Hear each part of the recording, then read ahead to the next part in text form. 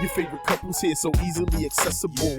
Grab your headphones, hit play, turn up the decibel. Master of the pod like a young Skywalker. Shout out to homie Yoda, cause great are we talkers. The crew is firm, so it's love to AZ. You signed the Tempe. Score some competition simply. Sure to get you high like some true West Coasters. Look at the flick of the wrist. One guard named Leviosa. LA is always sunny. Comic-Con with honeys. Pokemon and Dunny. Sneaker hype, be sticking money. And Rachel rolls her eyes and see Lee made it funny. Time flies and now my flux capacitor is running. You not rocking with us, you like a muggle wizard, see. Just stupefy yourself with the wave of wizardry. Like Mario standing still and the left's a moving screen. A world full of nerds, but only two nerdly. Don't show you ever heard, just see. It will be a drum like an infectious beat. We complete they like when the short and long hair meet. Cause we the nerdlies, the nerdly. Don't show you ever heard, just see. It will be a drum like an infectious beat. We complete they like when the short and long hair meet. Cause we the nerdlies, the nerdly.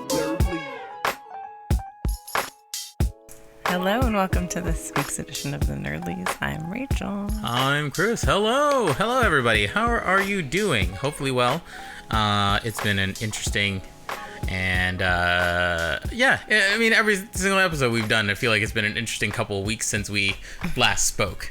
So this one is no different. Yeah. It doesn't seem like. But in general, hopefully you guys are doing well and that your families are happy and safe and healthy. It is, it's tough at this time.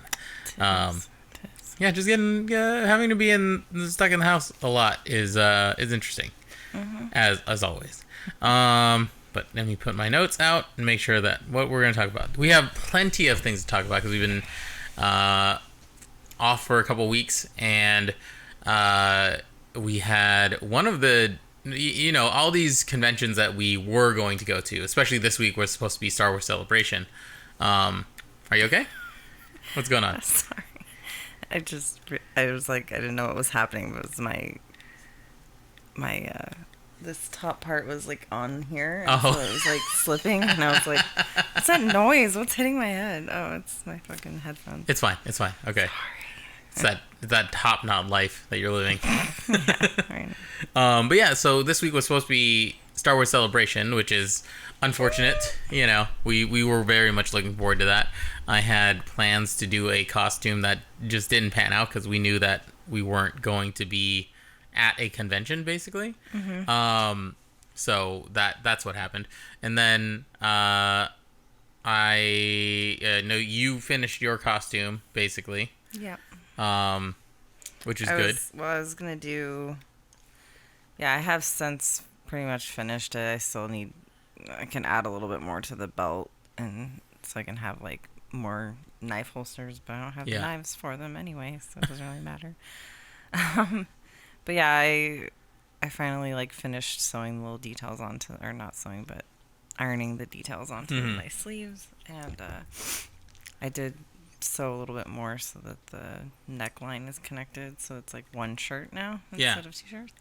And who helped? Our friend, was it Alon that helped out with the? Yes. Yeah. My really good friend Alon. I believe his Instagram is just AFN art. I have to look it up again. Yeah, I'll look it up while you talk about it. I can look it up real quick. But yeah.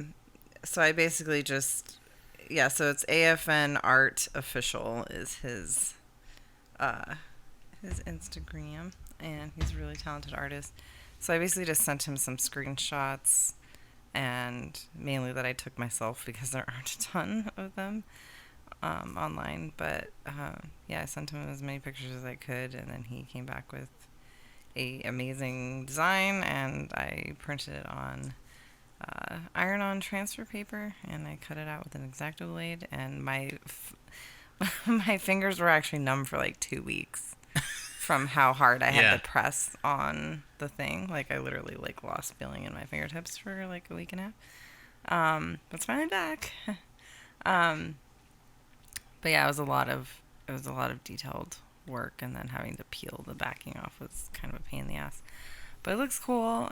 It doesn't look completely right, unfortunately, but I'm proud of the fact that I tried, and I did Yeah. something to make Like, it the a only- little bit more accurate. But The only way we could do it any better is if we had a Cricut machine to Mm-hmm. cut it on heat transfer vinyl to Yeah. like have it exactly laser cut, which we don't have a Cricut machine. yeah, or I mean, it would have been better if somehow, like, if I was artistic enough, if I could have made it into a screen and then just screen printed Yeah, that yeah, design yeah. onto, because that's basically what it is. It's screen printed, which I'm not gonna learn how to burn screens. Like, it's such a, like, even working at an art supply store for like 6 years, like, I would have people ask me to explain it to them, and I'm like, I literally, like, I've read about it, I have no idea how to do it. Because it's like you literally have to like put your image down and then like use a chemical to burn it onto the screen, and then I believe after it's burned, then you can start screen printing with it.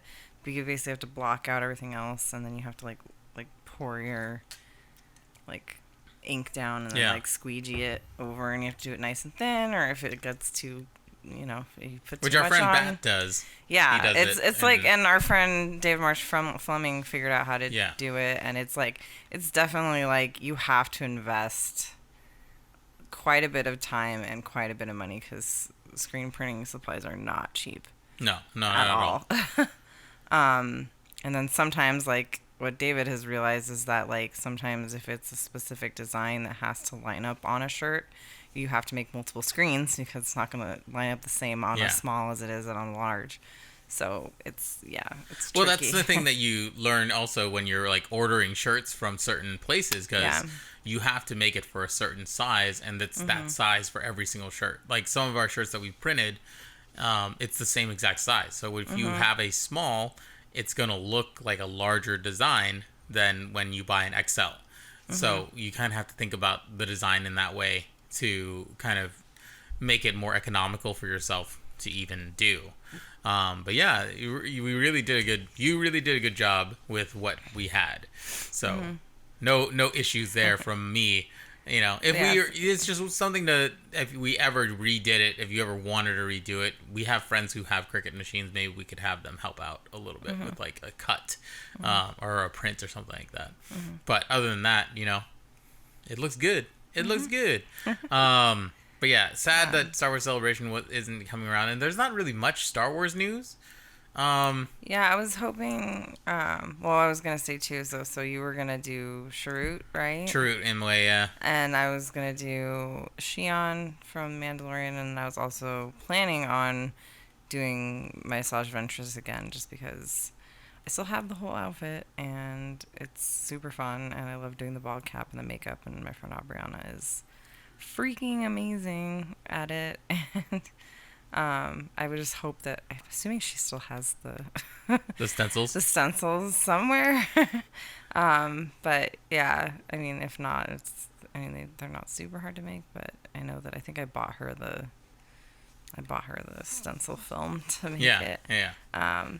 But yeah, it's definitely a time consuming thing, but like, it's just so fun, and like getting to see people's reaction when you're like in full makeup, and like I said, she does such a great job with it that it looks perfect.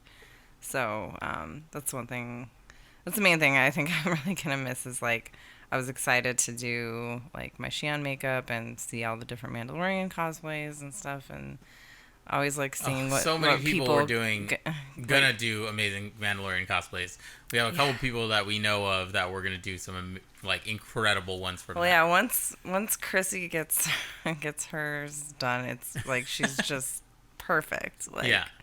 she just is. I also thought about doing, just because you were doing Shion, I was thinking about doing Bill Burr's character. Yeah. Just because I would already have shaved my head, so True. Yeah. why not? And Right. his costume's so Yeah, easy. it's super easy. Yeah, it's just like literally like a freaking shirt with like a little like it's basically with a little like gun holster belt thing. The only around tough him. thing would be to make the little turret gun that he has sitting up. Like, That would be the only thing that was It'd be tough. fun though. That would to be try fun to to figure make. that out, because like, yeah, he has that cool little like arm that like comes out. Uh-huh. But Then I have to figure out how to do a Boston accent. It would be a whole thing. I think you could do it. You've watched enough of his stand-up. I have watched a lot of Bill Burr's now. But yeah, so like I was assuming there would at least be like maybe they would drop a Mandalorian season 2 trailer because it's coming in a few months. But like literally, like they did a couple of like toy drop announcements and like they did like a weird, well, not a weird thing, but like they just released like a like more advanced, more spoilery filled trailer of it was the like a last season of cinematic trailer, as if the Yeah. Clone Wars was a movie. Like this last season was a movie. It showed a lot more stuff in the trailer. It was a really cool cut trailer, but you know, we watched that show, so Yeah, I was kind of just like, all right, so what's the point of this, really? Like, the thing that they did drop, this week was there is a Star Wars Squadrons game is coming out in October. yes. So they did a cinematic trailer for the story, or like a trailer for the story part. Yeah, the first and that person was story. cool because they had the lady doing Leia's voice, and it was almost like as if she was like announcing a propaganda film or something. Yeah, it was pretty dope. Yeah, and she did a really I good loved job. it, yeah. Really good stand-in for Leia's voice. It's tough, obviously, whenever you hear it, you're just like, oh, Carrie Fisher. I want her voice and want her to be in there. But obviously, there have been iterations of Leia where someone else has done her voice and stuff. And obviously, now you kind of have to. But yeah, no, it was really, really cool that they did that, and it was really fun to see how a propaganda commercial would be in in Star Wars. But you also get, you know, hints of Hera in there. You have you know, little hints at different characters that you may have seen in other iterations. Wedge is in there, obviously. He's definitely the most dope, prolific pilot. And Hera too. Yeah. So it's great to see all those, you know, it's always good to see little familiar characters or little nuanced things about different characters.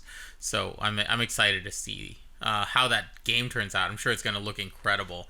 I'm so excited to like decorate the interior of my ship or whatever it is. I don't know which thing I want to do more though. I know you have to kind of master all kinds of ships, but obviously I love the X-Wing. I love the TIE fighter and all that type of stuff. So like those two are my main ones, but now I'm gonna have to figure out how to drive a Y-wing. I'm gonna have to figure out the A-wing and all this other stuff, and it's like, yeah. Speaking of, we should live stream that the Fallen Order tonight. yes, we will work on that. But yeah, no, I'm excited. That's a dope game that we still need to play too. Yeah, I bought it like 2 months ago, and I still just haven't had time to actually dive in to play it. I've just The been story playing. seems like it's actually like really, really good. Yeah. I've heard Which really is good important. things. I've heard really good things about it. I've just been playing Fall Guys too much. That's what everybody's asking. Like, what are you playing now? I'm like, just playing Fall Guys. Yeah, I'm playing for Fall Guys for and a I'm while, playing Rocket League. It's just fun, and it's like, to me, like it's almost like a team sport type thing. Like, Yeah. you get to like yell and root for your team, and well, mainly I'm just yelling for you, but it's fun. Rachel has refrained from playing it most of the time because what was it? Well, I suck at it. First of all, I'm terrible, which I knew I would be because I'm just terrible at those types of games. But like, anytime it's like a competition thing, if I don't win, I'm just angry. I usually throw things and I get mad. Yeah, it's a frustrating game too. When you have a competitive thing you're going after, it can get a little dicey. I get that way too, but I usually can get out of it a little bit. I think for you, generally, you know yourself, and your competitive spirit is very, very angry. Yes, it is. But no, you were getting better at certain things, and now you learned a couple strategies. It's just practice, you know. But yeah. But like I said, I in general, like in terms of gaming, there's only a few types of games I actually enjoy playing, and most of the time I just enjoy watching games be played. But we actually just finished playing this really cool game by the creators of Oxenfree. Yes, we did. Which is called Afterparty, and it was definitely way different than Oxenfree. Very It different. definitely Very like different. didn't really. It had some like quote unquote spooky, scary aspects to it. Obviously, because you're playing as someone who has gone to hell and is trying to figure out how to leave. Yeah, you're playing as demons and stuff. And you're playing as two best friends who, at the start, you're at a party for the end of college, and then in the middle of the party, you get dropped into hell, and you don't know why you're there. If you've ever seen Oxenfree or any Telltale games, it's one of those types of games where your dialogue and your decisions affects how the game ends. So I'm assuming there's multiple endings to this one. But yeah, I think we were kind of discussing it after we finished the game. We have all 3 episodes on Twitch, as well, if you guys want to watch us play it.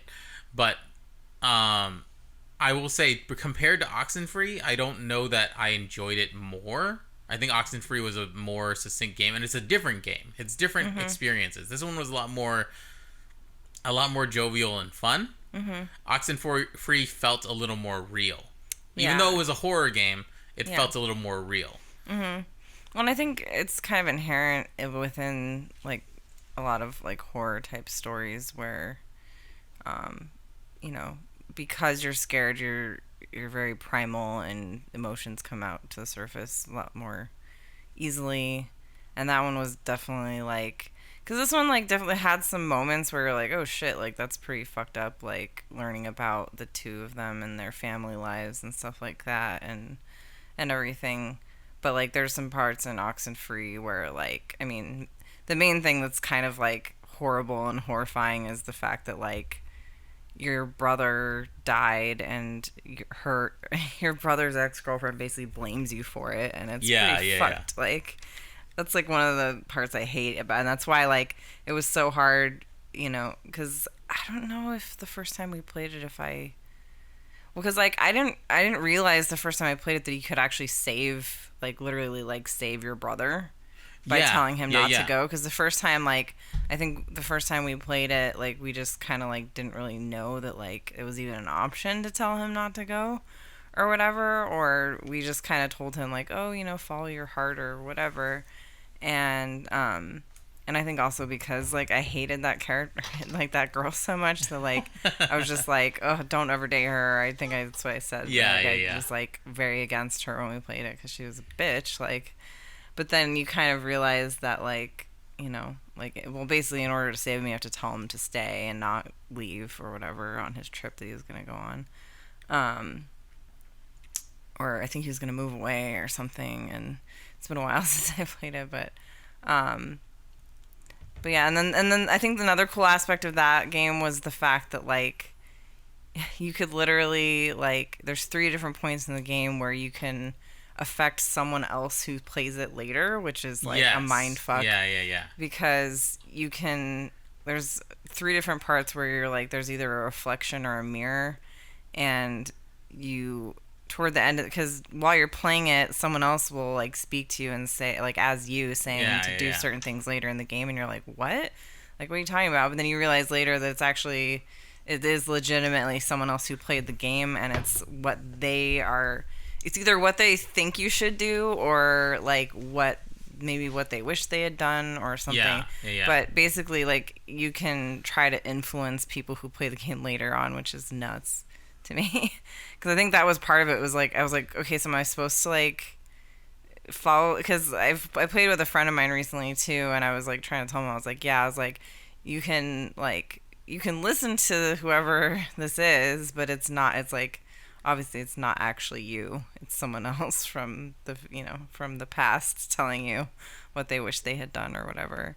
But that was a crazy like kind of interesting thing about that game, was that like they somehow were able to make that part of it. But I also liked that there was a cool mechanic in Oxenfree where and it's like one of the scariest like things about the game is that you have this radio and you can tune into these frequencies, and some of it ends up being like partly puzzles within the game because there's like locks on the island that are unlocked by tuning into a certain frequency. Yeah. But then there's also like there's areas on the island where you can like kind of tune into the ghosts on the island.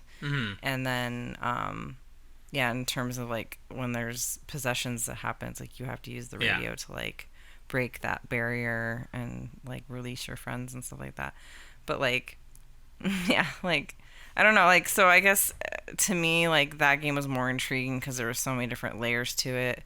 And then like you had the dynamic of like there's 3 boys and 3 girls? I believe so, yeah. Yeah. So you kind of have to manage all those relationships. Or it was 2 boys. Yeah, it was just the 2 boys and the 3 girls. Yeah, I think so, yeah. Well, obviously because like she doesn't have her boyfriend anymore, so she kind of goes by herself. But you can like so that was another aspect too, is like you could decide, which I think you can kind of do within this game too, because there was a mini game where like you're trying to like bring back 2 lovers, like which you don't have to do. There's definitely a lot of decisions in this game as well. But like, and I think I don't know, something about Oxenfree where it really was just those core groups of people with that you would interact with, and there was a lot of running around the map where you're pretty much like just talking to, which there was a lot of that in this game too, where you're kind of just wandering and you're chit-chatting with your partner. So with like it was very similar to Oxenfree in that respect, is like you're usually always just walking with one other person that's like a good friend of yours, and then you're kind of like having real talk throughout doing these which things. I think is the thing that this studio does really well, is like their dialogue is fantastic. I think the way that they weave in realistic dialogue and what they're trying to push across in the game is very, very interesting. And I think, with Afterparty itself, I was drawn to the dialogue solely because I'm a huge fan. We talked about it. I'm a huge fan of Dogma as a movie from Kevin Smith. And he does that where you weave in that knowledge of religion and that sort of stuff and weave it into these, like, kind of off the cuff and, it's like kind of pushing the boundary sort of conversations. Because you're in hell and you're talking to all these demons who have been in hell for eons. So they know the ins and outs of what happened, why Satan got there, why Lucifer got there, and all that type of stuff. And all the little, like, things that they hint at in the Bible, So it's interesting to have that woven into it, and I think Night School Studios does an incredible job of casting voice actors and writing dialogue. So I think that's the biggest part of this game that I enjoyed, the Afterparty game. But like you said, I think Oxenfree itself has a better mystique to it. And also, Scientific did the game music for Oxenfree and Afterparty. I didn't think that they wove in enough of Scientific's music into Afterparty, which I'm like, oh man, it's a game called Afterparty. You would think it'd be really cool music that's playing throughout the whole game, but there's a lot of like really quiet moments in the game where you're just kind of walking around with no music and just kind of the ambiance of the city, quote unquote, of hell. It's really kind of strange. But I still think, dialogue is really, really good. The story is fun. It's a lot more straightforward than Oxenfree was. Oxenfree, you had to, which I think was why Oxenfree is a little bit better too, is because you do have to mentally figure out certain things a little bit more. With Afterparty, it's a little more handed to you. Yeah. Which is good and bad. Because it's a sprawling design. It's a really, really cool design of all the cities. Yeah, there's definitely, because literally the Oxenfree, you're on one island. And, I mean, it's still fairly spread out. But, like, this one is, like, 4 different islands? Yeah, 4 or 5. Yeah, and they're all, like, extremely sprawling. And you can kind of explore a lot of it. That was the thing that we were talking about, is that, like I said, compared to Oxenfree, like, you literally are just, like, interacting with the 4 other characters in the game. And in this one, there's way more NPCs just scattered around, but you can't really interact with most of them. Yeah, which is unfortunate. Yeah, and which I get, it's a lot of dialogue, because you're already programming a game that has multiple endings, and everything kind of interchangeably affects everything. So I'm sure there's already a lot of dialogue being processed and put in there. So I get that, like, that's just more shit. It is fun when, like, there's a scene outside of a bar where there's, like, a couple that are arguing, and it's like really fun listening to them argue. And so you kind of wish there's more of that, or just random people that you could just, like, chit chat with. Yeah, even if it's not, like, anything substantial or it doesn't affect anything later on. Yeah. So that's why I kind of like that part where, like, you see that one, like, human who's like, hey, can you help me? And kind of thing. And, like, then you realize that he plays, like, a bigger part later on and stuff. Yeah. But, like, so that was a fun little interaction thing where you can decide whether or not to fix his hair for him. And stuff. But, like, and that's part, like, I've been kind of thinking about it since yesterday. I'm like, oh, I really do want to, like, go back and play it and, like, try being more of an asshole. Yeah, and because I feel like when we play games, and this happens to me, and it's funny, it's that meme of, like, people think that video games make you violent, like Red Dead, you can shoot a bunch of shit, and, like, GTA, you can shoot a bunch of shit, but I'm literally sitting there looking at dialogue options, and I never want to choose the dick option first. Yeah. I never do, because I'm like, oh, I feel bad. Like, but it's like... Well, it doesn't matter. Honestly, that's why I like watching. For the most part, that's why I like watching Jack play most games, because I feel like he normally picks the options that I would normally pick, which is usually like being a nice person or like having a good moral compass. I mean, but it is like, but it is fun sometimes to just, especially like now that I know, that it is like, within that game, like, there's a lot of, like, moral ambiguity because of the fact that you're already in hell. So it's like, what does it matter, like, if you're mean to people? Like, which, like, it's kind of cool that, like, that one demon or whatever gets upset with you that you, like, saved the guy, but she's also kind of like, well, at least you have morals, and I'm like, it's nice that you, like, cared enough. There's rewarding dialogue for your decisions. When you do the moral thing, which is nice. I do think it's, it'll be fun to watch and play it again if we make the opposite decisions and be more of a crass or, like, immoral person as the two characters. And even, like, you can drive the two characters apart. Which you kind of can't. Yeah, like, it's interesting. Yeah, because that's another thing, too, is, like, I wonder, like, because I guess unbeknownst to us, or we just didn't really think about it, but apparently... in, like, every situation, we let Lola take the lead. Yes. I believe. And we just... because you get presented two plans in different parts of the game. And one plan is presented by one character. One plan is presented by the other. Yeah. So we picked the female character's perspective both times. Yeah. And, we just didn't know that. And the game accounts for that. Yeah, because at the end, it basically, like, says, like, you won, quote unquote, because you were the one that... and so, like, that kind of... tears them apart, and, like, I mean, you can still, like, go back and, repair that, but, like, that's a big tumultuous part. So I'd be interested to know if, like, if you make it more even, if there isn't a winner, or like if it changes things. Like I said, that's like, and again, that's like why I like a lot of adventure games in general, is because there are usually multiple endings and that was different what was things so, you can do. Yeah. That was what was so compelling about Telltale games too, is that the things that you do in certain episodes affect how it plays out in the next episode. Like when we played the Batman game, there's a point where you Lucius Fox dies in this one part of the Batman game, and then you end up either telling the truth to his daughter or lying to his daughter, and those have ramifications later on in the story, because either she finds out later that you lied to her, or like she finds out then and then comes around or whatever it is.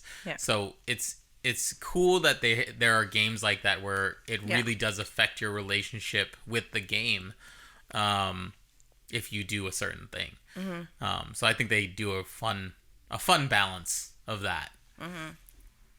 Yeah, for sure. And the one thing that was kind of cool is, I forget if it was, I can't remember if it was a part of the original game, and I actually don't think I've played it like the second time but like basically if you save your brother, and like I said, I don't know if they changed it, because it used to be like at the end of the game, like you start talking about how you can't, like, you're like, wait, what are we doing? And then it, like, because and then you realize that you've automatically re-looped in time, because because then Ren starts talking about, like, oh yeah, we're going to the island right now.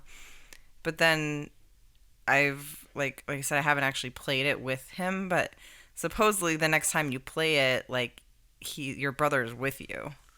Oh, wow. And, like, okay. And so, but I don't think I've actually played it like that. Like, so, because it would basically be like, you have to play it all the way through once, save your brother, and then try to play it again. Yeah. Yeah, an Oxenfree, yeah. Okay. But I just thought that was, like, pretty nuts. That's like, pretty crazy, yeah. That, like, they did that. And, like I said, I can't remember if they did that originally or not, or if that was, like, a DLC thing. But, like, yeah, like, because for some reason I think originally, like, yeah, like, some of the things would carry over, but some things wouldn't, depending on, like, what you did or whatever. But, like, yeah, like, I guess if you save Michael, like, you literally, like, when you play it again, he's at the beach with you or whatever. So that's wild. Yeah, but I would be remiss to not talk a little bit about the game that we played, Dark, DARQ. There was a DLC for that called The Dark Tower, I believe. It's just a 5-step mission. I kind of thought it was going to be a little bit longer, but yeah, I was kind of hoping it would be either, like, a longer level or, like, multiple levels or something. But, like, yeah, it was literally just, like, one extra level. Yeah, but it's like a 5-part fetch mission sort of thing. I will say, for an indie game of that sort, the game is very satisfying. The DLC was free, so I'm not going to complain about that. Yeah.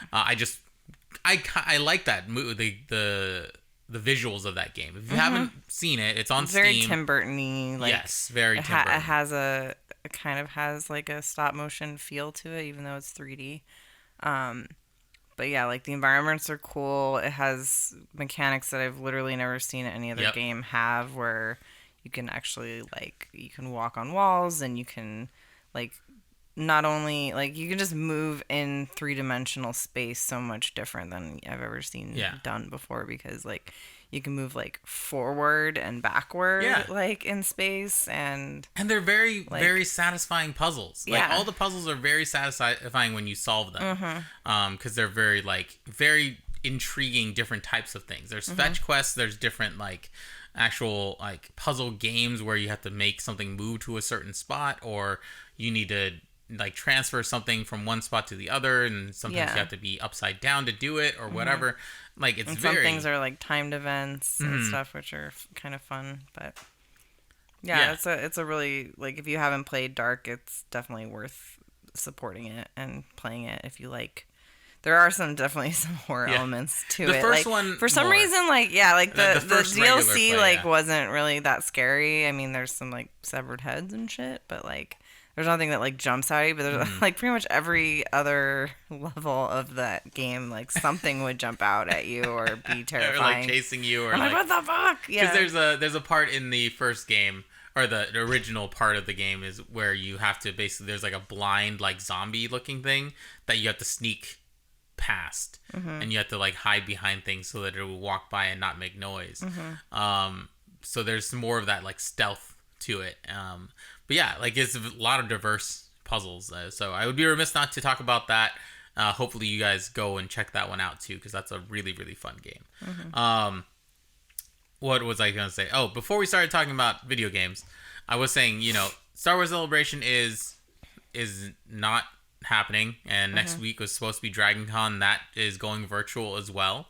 San Diego Comic-Con obviously went virtual last month, had a couple panels, but the big event this last couple weeks was DC Fandome, or Fandome, as they called it, which, of all the virtual events, probably the most well put together, like, one day virtual event I've seen since we've been in quarantine.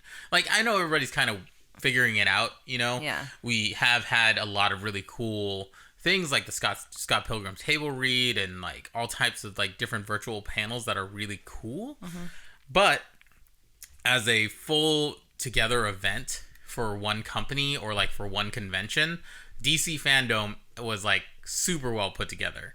I was watching it. I watched it for a couple of hours, just trying to see some of the highlights and, like, obviously hitting the big things. I didn't get to see the full some of the full roundtables of like Wonder Woman and stuff like that, but I did get to see a couple of little things here and there. I did see almost all of the Suicide Squad one. But yeah, like they just really brought together everyone, and it was well produced. It was, you know, the transitions were good. They really kind of hit you like a lot.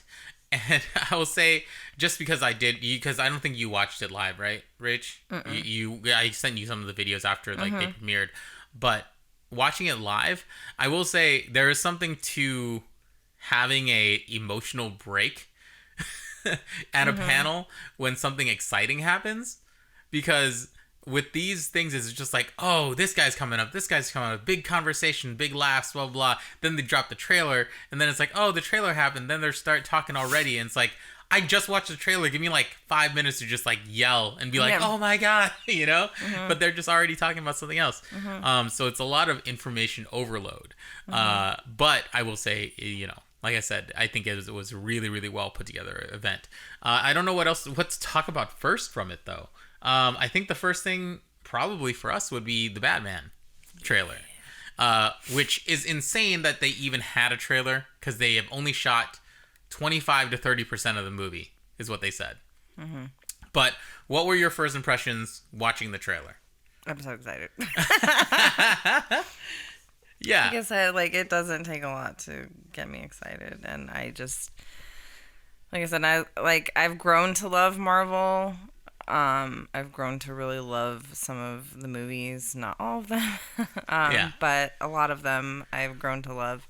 But in my heart of hearts, I'm still like definitely more DC centric in my passion for like, Batman's my favorite superhero, and it just always will be. And I really haven't like hated any of the iterations. I think my least favorite was Christian Bale.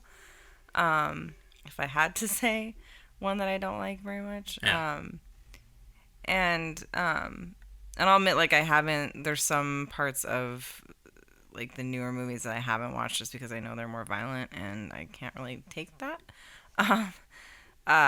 But like, even so, like, I mean, I feel like a lot of the characters, like obviously Joker and like, you know, some of the other like villains and stuff like that have been really good. But yeah, I just like don't really care for the Christian Bale Batman himself, but some of the other characters I like. But yeah, like I said, I even like, you know, going back to Twilight and like beyond or whatever, like I've always thought that Robert Pattinson's actually a really good actor, and he's done a lot of really differing and unique things, and like even within those movies I thought he was good, like, you know. The thing is, like, a lot of bad movies are not the actor's fault. Yeah. A lot, like, I would say 90% and he doesn't really get to have movies. much range in those anyway, because he's just like a hard ass like old man basically. Yeah.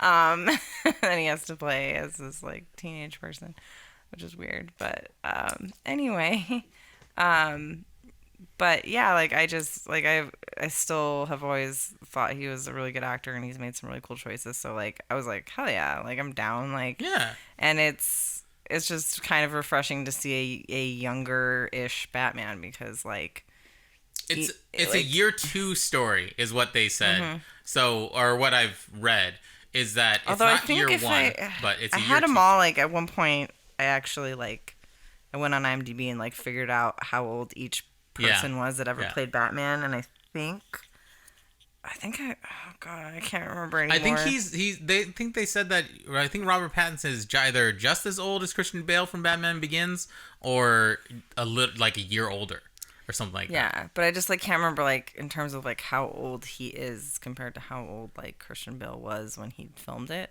Yeah. Like versus each one. But I know technically like Ben Affleck's like the oldest person to play Batman, which is kind of crazy sounding, but yeah.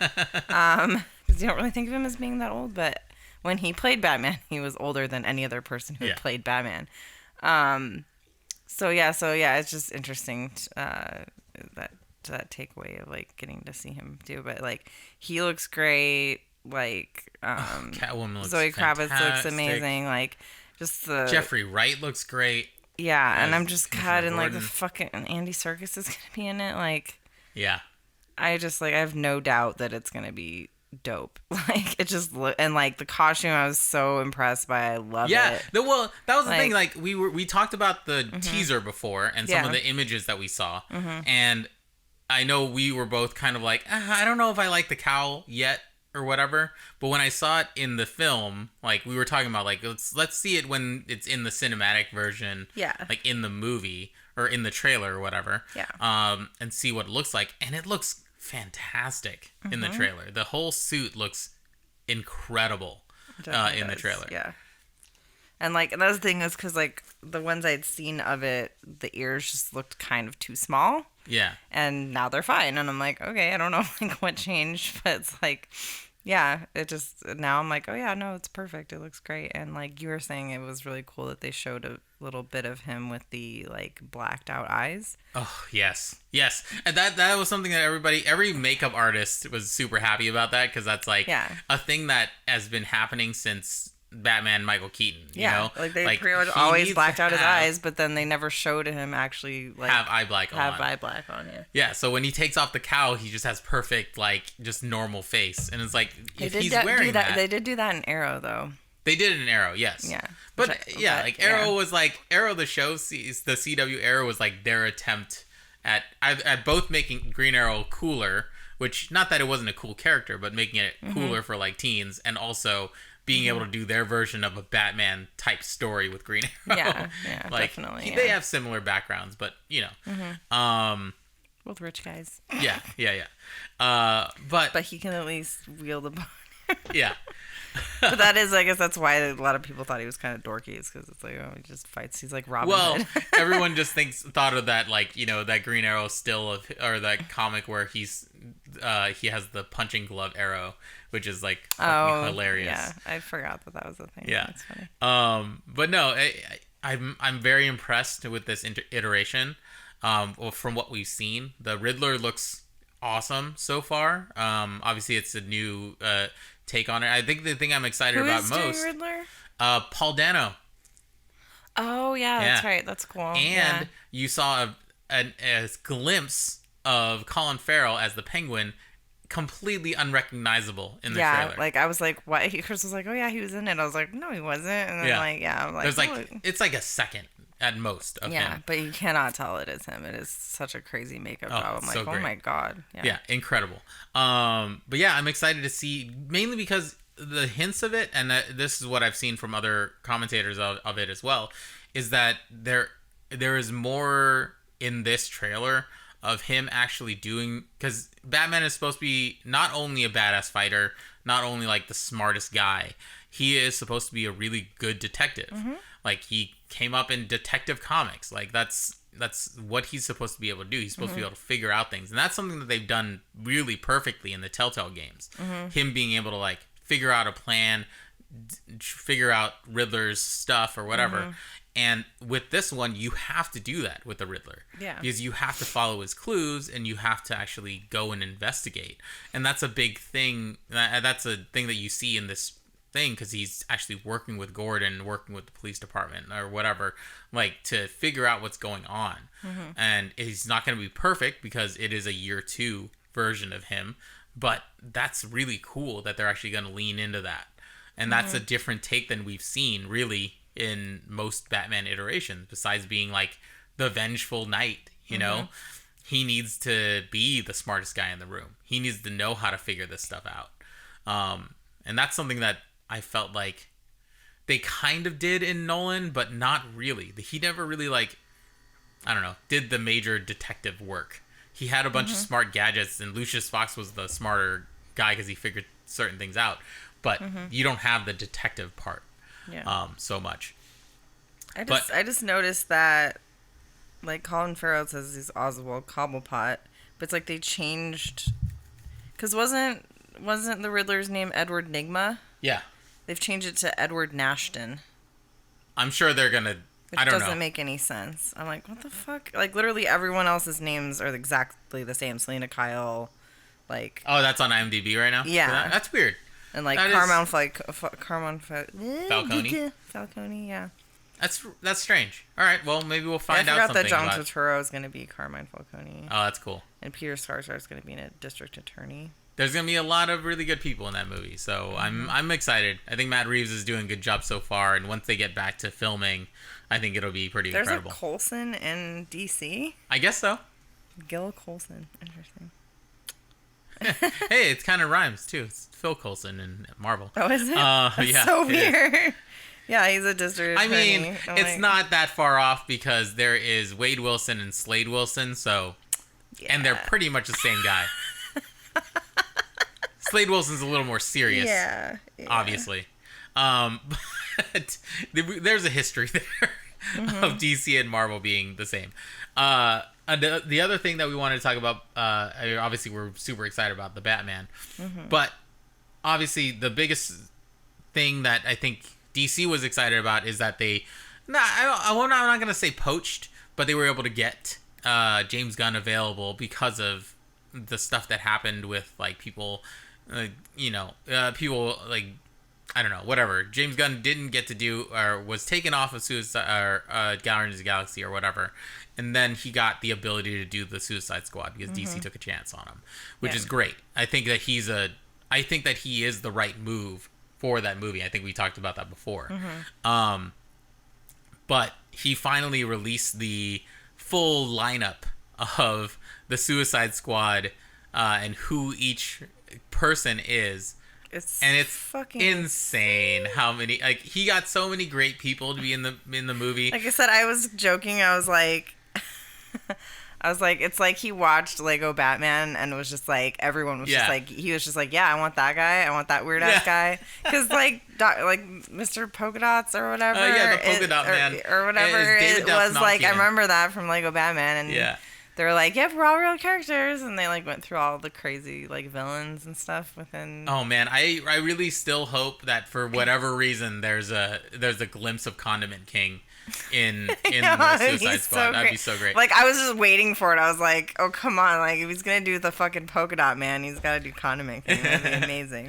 But I'm also... Like, there's so many good ones. Though. We talked about this. It would be remiss not to... We're going to talk about the big characters, obviously, and the big design for a certain person that we were excited about. But I wanted to talk about King Shark because... That's incredible. Yeah. That they're doing it. He's kind of had a resurgence. Well, that's the thing too is and it is the same character that's coming back as Captain Boomerang, right? Yes. Or the same actor. The same actor, yeah. Okay. So that's pretty much it's Harley and him, right? And that's it. I believe so. And obviously, Sergeant, the Rick Flag guy, the main guy, and then Viola Davis, who is Amanda Waller. Yeah. But those are the only four, I believe, that came back. Well, that's the thing is, like, because for a long time, and I was actually kind of shocked because for a long time everyone was saying that, like, Idris Elba was going to be Deadshot. Yeah, which they didn't they actually gave him a new character, which I was like, oh, that's good, because, like, I don't know, it just would have been weird to me. And I like giving the room to if Will Smith ever wants to come back, because I don't think Will Smith did a bad job. Yeah, no, I don't think that's the thing is, I was saying, I thought he was great, honestly. Like, I thought he did a good job, and, like, So there's room for him to come back if they need him. Yeah. Hopefully, in the story. Yeah, I would like him to come back. I mentioned King Shark because our friend Liz, Hey It's Hawk Guy on Instagram, she did, like, she did a side-by-side of her and King Shark because she loves sharks, so she has a shark suit. So she just threw on some jeans and threw on her shark suit and did a side-by-side. And James Gunn reposted it and commented on her picture. So I'm just going to give her a shout-out because it's incredible. Yeah, it's so fucking funny. I'm happy for her, and I'm just happy to see something weird like King Shark in there. Because they tried to kind of do it with what the hell's his name? In the first one, Killer Croc. I almost thought I said King Croc. I was like, he can't be King Croc.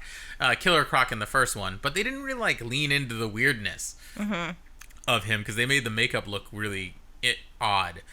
But now it's literally just a shark body in jeans.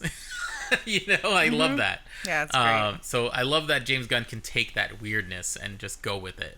But we have to obviously mention the new costumes for Harley Quinn, which you have not really liked any of Harley's costumes so far at all. Nope.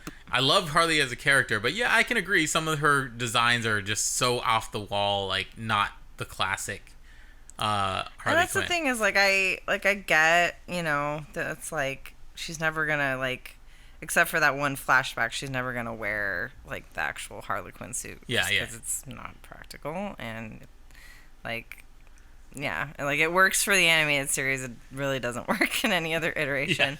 Yeah. I mean, they could do it. Like, if they were fucking brave enough to do it, they could do it, and it would be awesome, I think. But, like, at least, like, the thing is like, I was just hoping, like, well, at least just do, like, what they've done in, like, you know, the Arkham games, you know, where, like, you know, at least it's the same color scheme. It's, like, the red and black leather and everything like that. And, because, like, I don't love that either. You know, I don't love the pigtail shit. I kind of think it's stupid. But, you know, it's like, that's the only, you know, it's like, since they're not doing her little tail things, like, she just has these little pigtails or whatever, which is fine. I'm over it. Kind of, but not. That's like the whole I'm breezy. You can't say that you're breezy. You can't say that you're over it. You're not. Yeah, you're not over it. But yeah, like, literally, like, just, oh my god, like, everything. Hated her costume in Suicide Squad. Hated, like, everything from the Harley Quinn movie. Like, I just was like, ugh, like, what the fuck is she, like, it just doesn't make any sense. Like, I know she's supposed to be fucking crazy, but it's like, just have, like, a shirt made out of, like, garbage, basically. I will like, say, besides that main image, so terrible. Besides that main, like, one with the tassels, I like most of the other costumes that are in in Birds of Prey. They're pretty okay, but I will say this at least this one shot of the Arkham Asylum-ish looking outfit that she's in is incredible. Yeah. Like, I think it's perfect redesign of her, giving cues to stuff that fans love. And also there's a shot of her in a kick-ass, just a red, like, wedding dress in the thing, which I thought was really effective too. Yeah. And the stuff that you see from the behind-the-scenes little 2-minute featurette that they did, the action looks like it's going to be incredible. And John Cena as Peacemaker, incredible casting. He's going to be Captain America as a dick, and I'm totally down for John Cena to do that. I think that's going to be great. But yeah, like, we haven't even gotten down the whole list. Like, Peter Capaldi's in this movie, John Cena, Idris Elba, like, they're just Nathan Fillion, like, oh man, you got a ton of people. And obviously you have freaking James Gunn's brother doing another animal character in Weasel. So that'll be fun. But I'm pretty excited about that. And they did a wonderful showing. The one thing that we can't really talk about too much is Wonder Woman 84. And the only reason is because I watched the trailer, but Rachel doesn't really want to know much else about the movie since the other thing. She just wants to see the movie. So we're not going to talk about that too much. There was a lot of really cool things about the trailer. But I am excited to see, I mean, just as always, I was already going to be there because Wonder Woman, the first one, was so good. Yeah. I'm excited to see Wonder Woman 84. And it's cool to see. I'm excited to see Kristen Wiig as a villain. I'm excited to see Pedro Pascal because obviously we've seen him be very good in other things. It looks good. Yeah. That's all I really have to say about that. But yeah, I think that's pretty much it from DC. Was there anything else on DC that you were... Oh, the video game. Yes, there was another Suicide Squad video game reveal. There's two, yeah. There's two video games. Yeah, because now there's Arkham Knights, yes. Right? Or Gotham Knights. Gotham Knights, sorry. yeah. Gotham Knights, which looks fucking dope. It's which like, features all of the Robins. It's like literally like everyone sidekicks. but Batman. Like, it's amazing. And and they have like the new Batgirl costuming and like Nightwing and Robin and Red Hood. Like, ugh, so good. The only one that's missing that I thought it was at first, but it's not. It's I thought it was Damian Wayne. I like Damian Wayne Robin as well. I would have liked to see him in the game, but that's okay. It's okay. Yeah. But the game looks incredible. The other one is Suicide Squad Kills the Justice League, which looks like a really funny game. There's not much else. There's no gameplay of that one. being revealed yet, but there was a cinematic trailer to show you what's going on. But that one was a lot of fun, and they also lean into the King Shark thing in there, so so that's pretty cool. But yeah, I'm excited about those things with DC, and there's a ton of other, obviously, probably other DC reveals that we're probably not covering. But if you look up DC Fandome, Fandome, you'll be able to see a lot of stuff from that on there. Another movie thing I wanted to talk about, and we've talked about it before because rumors are always around about this movie. We don't have to discuss it too much because I feel like we're both on the same boat with it. There was a little bit of Tron 3 news. We obviously would be very excited to see Tron 3. This is the first time it's been confirmed by the actor that it's actually happening.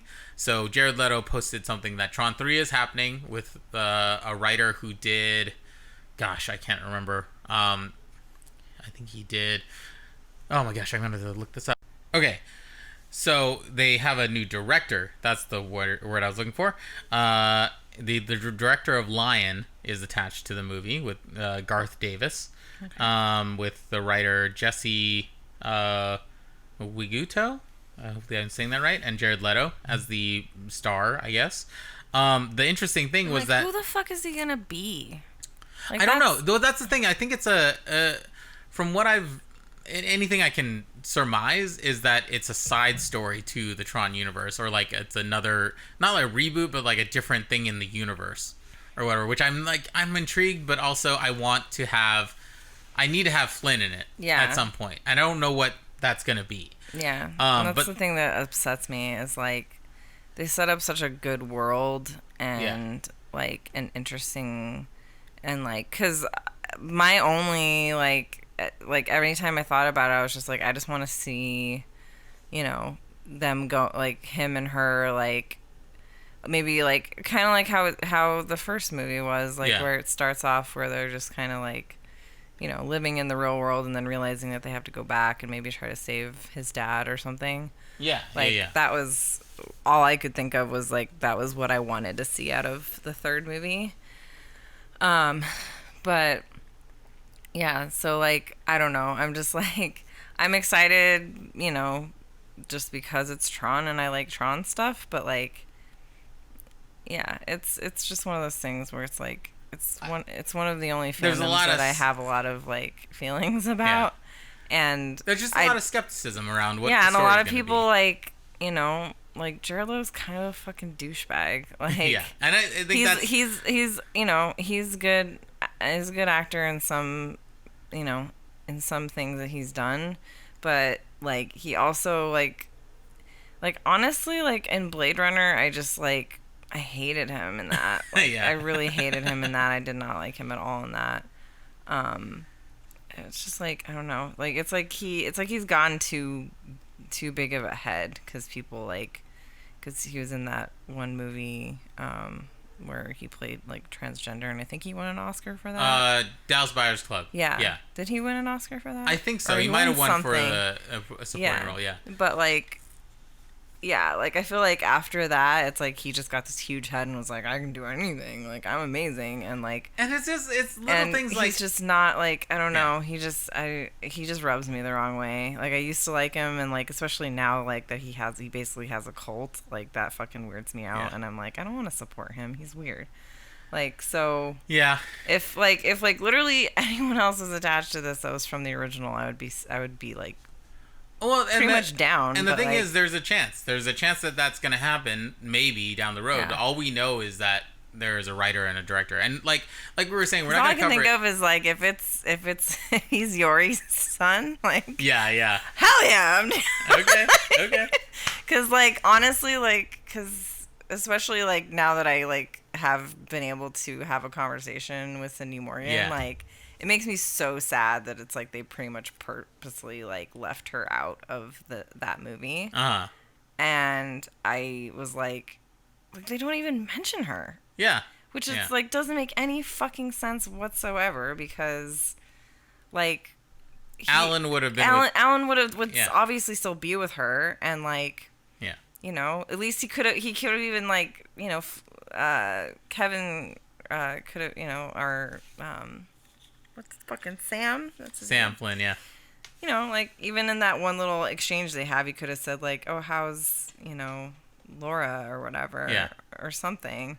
But like I said, the fact they don't even mention her is like, I think it's pretty fucked up. So like that was another thing I was hoping is I'm like at least show her, or talk about her or something, because you can't like ignore the fact that she was like the only female character in the first movie, Yeah. and she was great. Like, Yeah.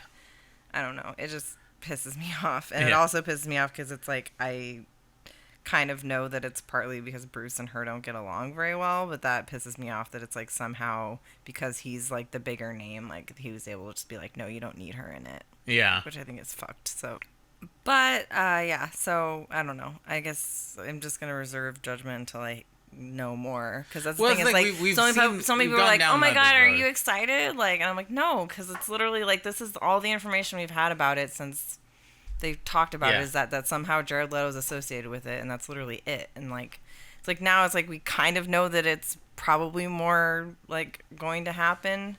Yeah. But like, who knows when? Because it's like, Disney obviously doesn't really give a fuck about Tron, and they lost money on it last time. So, they're probably got to like crank out a couple more seasons of The Mandalorian, and then they'll be like, maybe we have enough money now. There is a small push for it, I would think, because of the ride being about to open in Florida and all that type of stuff. I think there is a push for demand to like keep Tron in people's minds. Yeah. But who knows? Like we said, we've been down this road. We've seen rumors here and there. It's been 10 years since Tron Legacy came out. Which is fucking insane. Which is wild. But yeah, and the big thing, the other thing what I was gonna say, he tweeted out things saying like, oh yeah, and we have this director, we have the writer, blah blah, and the name is gonna be called Tron Ares. But he also deleted that name. Yeah. So who knows what that means or whatever. That doesn't give me a hint of anything. Mm-hmm. But yeah, one of our friends was like, as long as Daft Punk is involved with the music, I'm in. But we'll see. We'll see how it goes. To a certain extent, yes. That's true. But we'll see. We'll see how it goes. Yeah. Because obviously we said we've been down this road before. I've been hurt before. Okay. I don't want to get hurt again. Yeah. I mean, last but not least, the back half thing that I would need to mention is that unfortunately we found out yesterday, 2 days ago, it was Friday. We were recording this on Sunday. Found out that unfortunately Chadwick Boseman passed away from stage 4 colon cancer at the age of 43. Obviously, you know him from. If you're in our fandom world, you know him from Black Panther, but he was also in 42 as Jackie Robinson. He played Thurgood Marshall. He played, he's been in a ton of roles. He just really was in a Spike Lee movie, Defy Bloods, on Netflix, which I haven't watched yet, but I plan on doing it because I've heard he's great in that. Like, that really rocked the world of fandom. Just because he was such a bright light and brought such a gravitas to that role. And I think because of, we talked about it because when he did Civil War, when we did our review of Civil War, when they introduced the two new characters were Black Panther and Spider-Man to that universe. Mm-hmm. Not that Spider-Man's new, but, they were new to the universe. But we were both, like, so impressed with how he came on screen. Like, that was the highlight for me. I was in and very excited to see Spider-Man to be part of the Marvel Universe, but seeing his performance as Black Panther and how effective he was with the limited amount of time that he had in Civil War was just like, oh my god, I'm so excited to see him do a movie on his own. Yeah. And yeah, like, it was just one of those things, like, it's so tough. He was an inspiration. Is an inspiration to a ton of kids, and I think it was just like so shocking because he was obviously a very private person and didn't tell pretty much anyone about it. I was just reading a tribute piece today by Ryan Coogler, and Ryan Coogler was like, said that he never knew because Chadwick Boseman just didn't tell him, but he was always such a bright and loving person. And all that stuff. And I just, 2018 when Black Panther came out, it's still one of my top 5 Marvel movies in the entire gamut of Marvel movies. Yeah. It's it is such mine too. like so culturally fantastic. The characters are so rich, and part of that is because Chadwick brought such an energy to T'Challa, and played it so authentically, and took so much care with that character. I mean, the entire cast did that. And for me, like, that year was just so wild because you see this characterization of amazing stuff with Black Panther, and then I also got to see like Crazy Rich Asians that year, and it was just one of those years where it's like, okay, we're finally getting a representation that matters for people on screen, and and he was part of that, and a big cultural component of that. So I just want to say, I really honored what he has done for people, and like, just, I mean, obviously for our fandom, and just, yeah, like, he inspired a lot of people to get involved in and like inspired a lot of kids to see themselves as a superhero, which is what part of why superheroes are a thing, like they inspire, they like give you a like touch point of like, this is where these are things that I can do to be a superhero in my life. I guess like these are the morals that we need to have, and the way we need to carry ourselves. So big thing for big praise for Chadwick Boseman's life and all that stuff, and praise, and our hearts go out to his family, his wife, and just, it was just one of those. It's just a shocker. Yeah. Anytime you have someone who is young and bright and talented like that, who has been such a big like name for a bit and shines so brightly for the time that we got to see him, it's tough. Yeah. It's tough to go and know that they're not here anymore. And 2020 in general has been a very, very tough year for a lot of that. Yeah. Because you want to, you just want to commiserate with friends and stuff like that, and we've experienced loss and all that type of stuff. It's tough right now, and it makes people feel lonely. But hopefully we can take solace in that they gave these things to us in the hopes that we would be inspired, and we were definitely inspired by what Chadwick Boseman did, and how he carried himself, and how he was just as he was as a person. ABC's doing a great thing tonight. I know that's tonight, so you're gonna be listening to this tomorrow or the next part of the week. But Black Panther's gonna play commercial free on ABC, which I think is a great way to honor that and bring that movie to a lot more masses and stuff. I don't know what else. I had another thing I was gonna say about him, but it's just one of those things that it's tragic. Cancer fucking sucks. I know a ton of, we know people that have been affected by cancer and stuff, and it's just a tough road to recovery and stuff like that. But he fought as hard as he could, and he gave us. I mean, he was diagnosed in 2016, and he passed away this year. So he did all of that within the time that he was diagnosed, and that's incredible. And there's people that are doing that now. They're trying to do the best they can with what the cards they've dealt, and that's what he did. He did everything he could, and didn't want anyone to think of him differently. So that's why he doesn't talk about it and didn't like put it out there, because who knows what connotations people would take, or like do changes they would have made for him if he was like I said, it's like some people just they don't want to be reminded of it every day. And they don't want people to treat them differently, or which it's like, that's incredibly brave, but also like it just makes it so much harder when you know that like no one really would do or could help him through that. Like I said, that's my sorry. It's okay. I'm gonna cry about it yet. It's okay. But yeah, like it's a. But like, I don't know, like, kind of like how, like I said, that I'm trying to remember that farewell movie that we watched. Yeah. Yeah. Like, it's just a different like way of thinking about, you know, death, and like trying to think about like either taking it on yourself, your responsibility to not tell anyone else, and stuff like that. Like, it's definitely a choice. It's not one that most people take, but you know, I could respect it to a degree. But Yeah, it just makes it so much more sad that he had to suffer alone like that.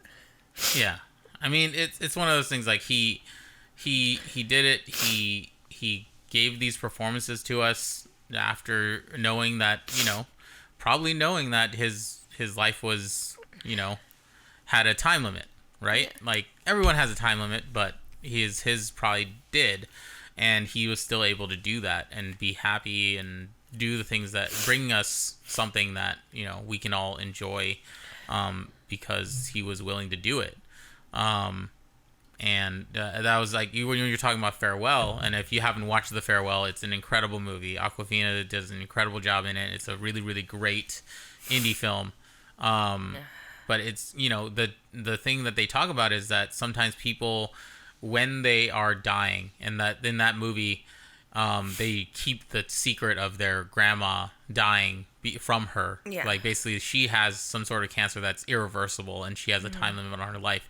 And in that culture, in Asian culture, like, sometimes you just don't tell them. Like, keep it from them, the person who's dying, because it changes their perspective on their own life. Yeah. And I can see how maybe he didn't want to say it to other people because they would change their perspective on him. Yeah, that's what I was. Yeah, and it would just bring more of that energy to him instead of letting him just do the things that he wanted to do before he went. Yeah. So, you know, there is an interesting perspective in that way, that he just wanted to do these things and do as much as he could without the stigma, or like not the stigma, but without people having to talk about it and having people, like you said, having to be constantly reminded of it or whatever. Yeah. And that's his choice. Yeah, because it's like as much as you maybe don't want, or yeah, it's like as much as you wanted people to know, like, it definitely, like, you know, he would have had people treat him differently no matter what. Like, they always would be checking in on him and, like, you know, maybe babying him more than he wanted to be. And so, like I said, I definitely understand it. But at the same time, it's just like, it just hurts so much when you realize that, like, you know, like I said, that you just had no idea. Yeah. So it just blindsides you. Yeah. So it's like I said, because it's like how it was with Robin Williams. It was like, he just like literally had no idea anything was wrong, and there's just like, oh, he killed himself. Cool. Like, yeah. And there was, again, there was underlying things that he, you know, maybe was dealing with and stuff like that. Yeah. With his health and stuff. Yeah. But it's just sad. It's just always tragic to lose someone that young. Yeah. Only 43 years old, and like prime of his career. We was gonna, you know, he had a lot more to give, and he gave us a ton, and we can be thankful that he gave us that part of him. And you know, I know there are people who are cynical about being, you know, affected by celebrity deaths and stuff like that, but you got to remember that these people, like, and the celebrities are people too, and also that, you know, their art is more meaningful, is meaningful for people.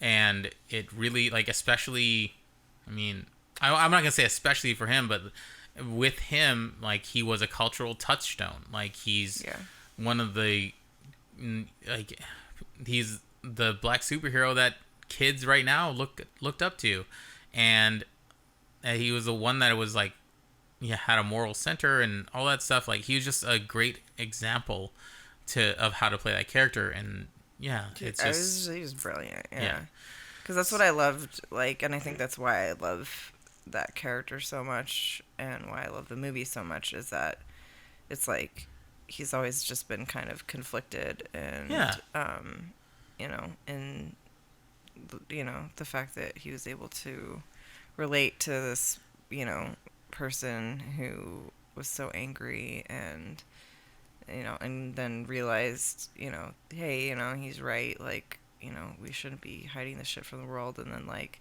him having to confront his father and kind of, be like, yeah, I'm ashamed of how we've run things, and like, I guess, like, I think one of my favorite Black Panther just moments is at the end of Civil War when he goes to, like, you think he's gonna like go kill that guy who killed his dad, but he was just like, basically just the calmness that he had in that moment and the clarity that he had, and like just being like, yeah, no, I'm like, you're gonna get your justice served to you. I know you don't want to, but you're going to, and I'm not gonna just murder you because I know that's what you want, kind of thing. But that him in that movie, and then him in Black Panther was just like such a fucking iconic. And then getting to see him walk through first in the portal at Endgame is just like, the kingdom. Anyway, but rest in power, Chadwick Boseman. He shined a light on all of us, and wish his family well and wish his friends well. There's some amazing, touching tributes to him on social media and stuff like that, and different things written about him that have been just fantastic. I posted a couple of, he did a commencement speech at Howard that was incredible. He's done some feature pieces that are like interview pieces that he did for the Uninterrupted, I think, on HBO, and the thing that he did with the Tonight Show, surprising fans when they did the Black Panther premiere and all that stuff, and we're talking about how much it means to them. Like, that's incredible, and it's stuff that he did just because because he's great. But so much love to him, and if you're out there having a hard time with it, that other people are there with you, and we understand the perspective and all that stuff, and hopefully things will hopefully get better. I see this thing getting passed around a lot, and it was this line from Civil War when he was talking about about in his culture that death isn't the end, it's just a stepping off point, and hopefully that's a hopeful tone for that. So hopefully it's a stepping off point for his spirit, and hopefully other people are inspired to create art like he did, and that's what we can take out of it. But anyway, sorry for the kind of, we have to talk about it because it's I wouldn't have not talked about it. But hopefully you guys have a great rest of the week time. I'm not sure when we're going to record again, because obviously we try to wait to see more things. Mulan comes out September 4th on Disney Plus for premium price, and they also just announced that if you are one that doesn't want to pay the $30 extra on top of Disney Plus, that in December that movie is going to be on Disney Plus just outright. So if you want to wait till December, you can. Originally, I'd heard that like it was just $30 and you got to like rent it for like a day. But I think it's a own now. I think it's an own thing. Which I was like, that it would be stupid if they didn't let you like just watch it a bunch of times. Yeah, just have it. Like it's like you're like you assume it's gonna be on there regardless. But like I'm definitely gonna pay to rent it because that's supposed to be my birthday thing. So. Like so many things, I got my Hamilton fix somehow, and now I'm getting my Mulan thing. Maybe I'll get some kind of Mandalorian. I feel like really like just getting to watch those documentaries they did on Disney Plus was just pretty much just as good as that, if not maybe a little better, because that's the only thing that and this is a weird tangent to go on, but the one thing I had a really fun time. The one time I got to go to Paley Fest was with one of my clients. She's got some muns and was able to Well, she just like she pays for the membership to Paley Fest, which it makes sense because like you get really good you perks get a lot of good perks off. Yeah, and she's like me, where she's just pop culture fiend and like loves TV, like so much TV, watches so much TV, so much more TV than I do. Like she's constantly like, you need to watch this, you need to watch this, and I'm like, girl, you have a full-time job. How do you able to watch this much television? But she got me in to see the cast of Stranger Things, I think like 3 years ago or something like that. And it was a fun panel. And I mean, I guess it might have been different since it was going to be Mandalorian. There was definitely probably going to be at least somewhat older crowd there. But at the one I went to, like, oh my God, it was just screaming children. And like the Q&A was just a joke because it was just kids being like, will you marry me? Like, it was so dumb. I was like, are you kidding me right now? Like, that's why, like, in general, like, I hate when panels, especially Q&As, are not vetted and more structured. I just hate it because, like, it's fine that people want to ask dumb questions and stuff, or, like, that kids want to ask questions, but, like, it just makes me so uncomfortable when someone gets up there and they're, like, nervous or like don't really have a good question, and then the actors are all awkward and stuff because they don't really know how to answer it, and like, so yeah, like I said, that's the only part of a part of it that like I may not have enjoyed, is that they always do Q&A at the Paley Fest stuff.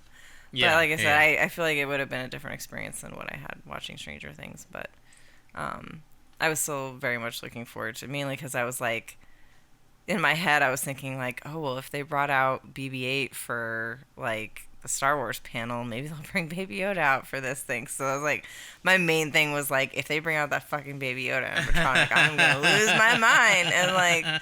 And I was also like slightly contemplating like wearing my Xi'an costume to it. Yeah. Because that would have been fun, but I in retrospect, I'm like, I would not have been ready to have that costume ready for then. I would have had like some of it, but like it definitely took me way more time than I thought to finish that costume. Yeah. But anywho, yeah. Yeah, that's pretty much it. Hopefully you guys have a great time, a week, and stuff like that. Stay safe out there. Wear a mask. Be careful. We love you guys, and go forth and be nerdly. I'll talk to you guys soon. Bye. Hey everyone, if you like this episode or any of the episodes that we've had, please do us a favor and go on Apple Podcasts or Stitcher and write us a review, and just subscribe to us on any of the platforms that you have. You can follow us on our social media at The Nerdlies, pretty much everywhere: Facebook, Twitter, Twitch, and what's the words? Instagram, YouTube. You can find us on YouTube, The Nerdlies. We do need more subscribers on that so we can lock in our channel and stuff like that. Rachel's social media is Lady Raygun, LADYRAEGUN. Yeah, on Twitter, Instagram, and she has a Patreon account. Yes. That we are still shooting stuff for. And also I have a Facebook. I don't have a Facebook anymore, but I have a Facebook page that is Lady Raygun Cosplay if you want to check that out. Yeah, and that's also facebook.com/Lady Raygun. But yeah, come follow us and do all the things. We'll see you soon, and thank you so much for supporting the show. Thank you.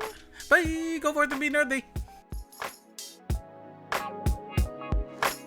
Who are we? Don't show you ever heard you see. It will be a drum like an infectious beat. We complete. They like in the short and long hear me. Cause we the nerdlies, the nerdy. Who are we? Don't show you ever heard you see. It will be a drum like an infectious beat. We complete. They like when the short and long hear me. Cause we the nerdlies, the nerdlies.